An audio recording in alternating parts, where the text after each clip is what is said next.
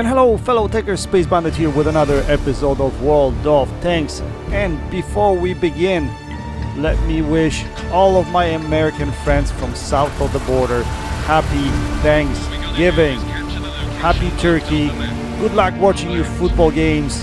I know it's a great holiday for Americans, so all the best.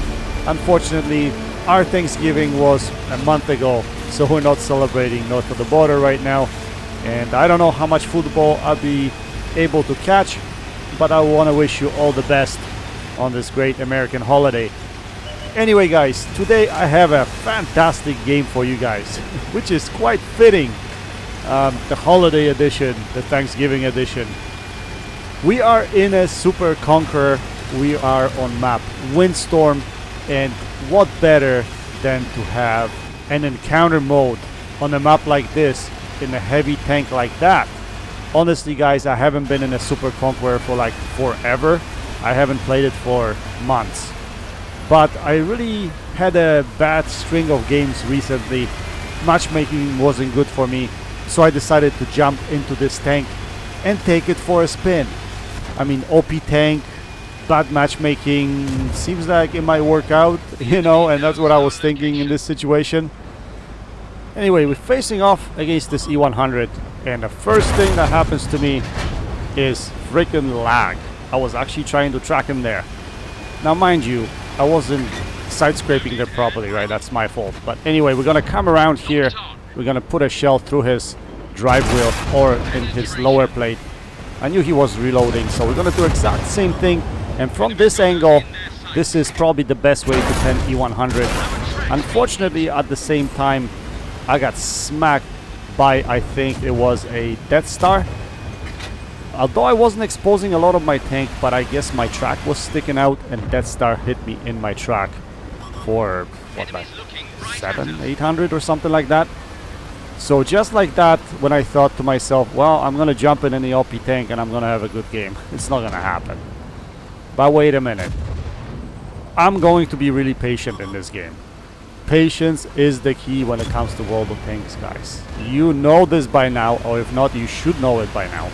Anyway, we see this M103 passing, we take him out of the game, and we're side scraping like there's no tomorrow, because these guys will have to overexpose if they want to hit me. If I'm side scraping like this, they shouldn't be able to penetrate me unless E100 will be shooting HE, I guess.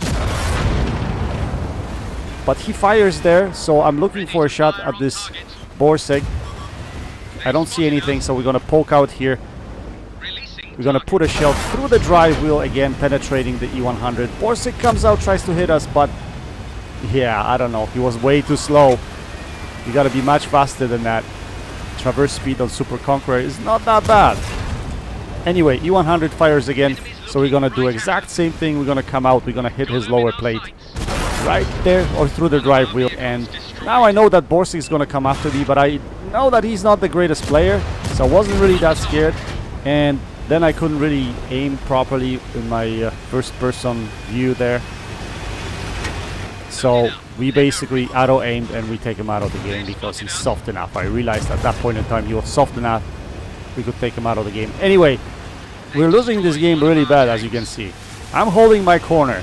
I can't really overexpose anymore because I know if I do, I'm gonna be dead. I don't want to, well, maybe I could take one more hit from E100, but I decided not to lose my HP. Anyway, Patton shows up from around the corner and he takes out the E100, which is fantastic. So now I was thinking to myself, we can push this side, but then I realized this Conqueror is side scraping really well. So I decided not to engage him. I shot once, and I decided to pull back because of Artie, and I know Artie has shots here. Now, who makes these freaking buildings? Why would they make it like that, guys? Why is this ledge sticking out like that? I mean, why isn't it smooth so you can just back out easily? I don't understand. Anyway, that could have cost me a game, honestly, when you think about it. Anyway, we see this Death Star. He came around trying to finish off my friend, but you know, we're gonna finish him off because both myself and the tank destroyer start paying attention to him. Now, I decided not to go for a track there simply because I have lag issues, and I mentioned that to you guys in my earlier video. So I don't know what the hell is going on. I have lag issues, so I'm not tracking people. Tracking people out of question. Anyway, we have to make a decision here. We're losing this game. I know we're gonna get flanked from the other side, and we gotta make a play. So there's no one here. I don't see anybody. We just lost our E100.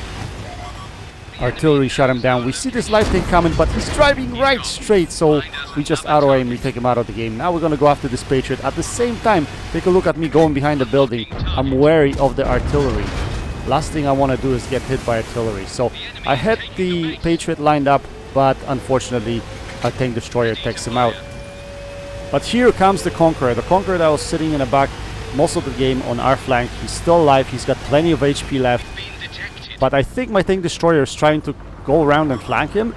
But he will get shot down by the arty in a split second. So it's just me versus Conqueror and the two artillery. So what we're gonna do is we realized we had AP rounds. So I decided to load APCR round instead, so that we can go easily through his top plate.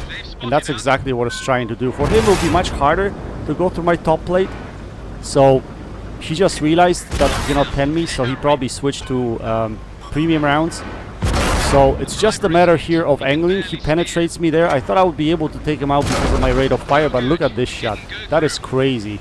So I re-angled here slightly so he can bounce his shell. And this time we should be able to take him out. And we do.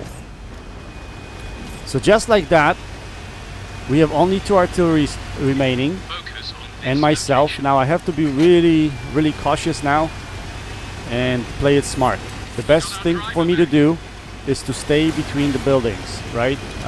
Because if I was them, what I would do is I would send just one arty into cap, and the other one should be sitting somewhere far away so they can potentially hit me. In the meantime, I have loaded my hash rounds because I need to be able to take one arty fully out of the game on my first shell, because if both of them show up, and they can splash me for 480 damage. Now, not frontally. If they catch me from the side, that probably would happen, but still I need to be able to pen my shot, at least one of them, if both of them show up. Now at this point I wasn't sure if both of them were going to show up, so all of a sudden I see the siren going off, so someone's in the cap. But at this moment I did not realize that both of them were on the cap. I thought it was only one.